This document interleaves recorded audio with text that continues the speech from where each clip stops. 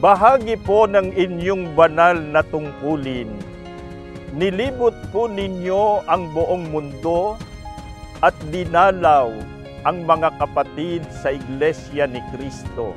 Pinatibay po ninyo ang pananampalataya ng mga kapatid at pinatatag ang pag-asa.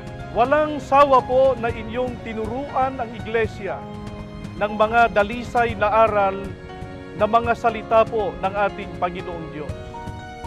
Binusog po ninyo ng pag-ibig, pagmamahal at pagmamalasakit ang Iglesia.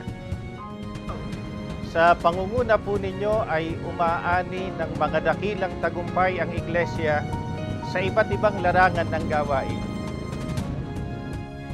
Purihin po ang ating Panginoong Diyos at ang ating Panginoong Hesukristo dahil sa pamamahalang kaloob niya sa Iglesia.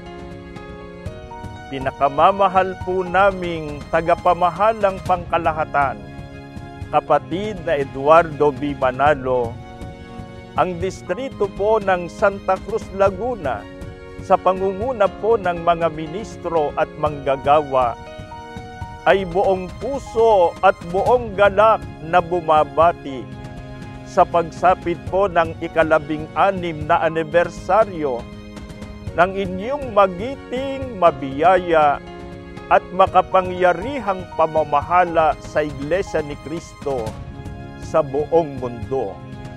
Mahal na mahal po namin kayo. Mahal na mahal po namin kayo!